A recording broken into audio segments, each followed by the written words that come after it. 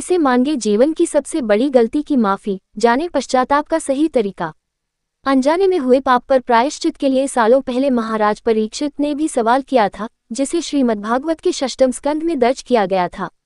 गलतियां हम सभी करते हैं, छोटी छोटी गलतियां करते हैं और बड़ों से बड़ी गलतियां हो जाया करती हैं। पर ऐसा नहीं है कि लोग जानबूझकर अपने लिए गड्ढा खोदते हैं, बल्कि कई बार हम अनजाने में ऐसा कुछ कर बैठते हैं जिससे जीवन भर अपराधबोध महसूस होता है। सभी धर्मों में पाप पुण्य का महत्व है। किसी के द्वारा किए गए सही और गलत कामों को पाप पुण्य में बांटा जाता है। अनजाने में की गई गलतियों की सजा भले न मिले पर उसके परिणाम जरूर भुगतने पड़ते हैं। इसलिए हर धर्म में गलती होने पर उसके पश्चाताप के तरीके को सुझाया गया है। भगवत गीता में है जवाब। शुकदेव महाभारत काल के मुनि और वेदव्यास के पुत्र थे। शुकदेव बचपन में ही ज्ञान प्राप्ति के लिए वन में चले गए थे। शुकदेव जी ने व्यास से महाभारत पढ़ा था और उसे देवताओं को सुनाया था। कहते हैं कि अनजाने में हुए पाप पर प्रायश्चित के लिए सालों पहले महाराज परीक्षित ने भी सवाल किया था, जिसे श्रीमद्भागवत के 6वें स्कंद में दर्ज किया गया था। महाराज परीक्षित ने शुकदेव से सवाल किया था कि यदि हम अनजाने में कोई पाप करते हैं तो उसका प्रायश्चित कैसे किया जाए।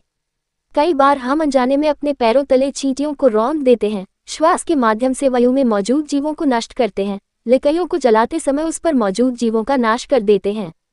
तो ऐसे पापों का प्रायश्चित कैसे किया जाए।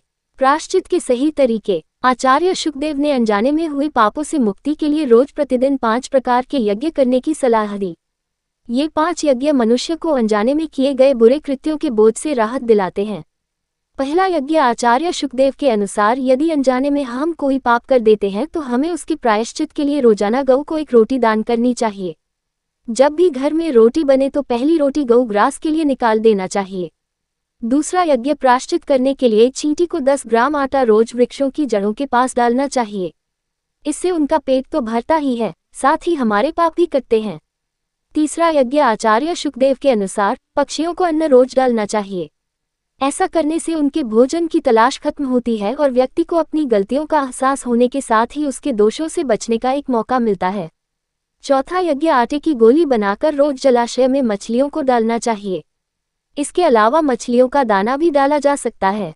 5वां यज्ञ आचार्य शुकदेव के अनुसार, रोटी बनाकर उसके टुकड़े करके उसमें घी चीनी मिलाकर अग्नि को भोग लगाएं।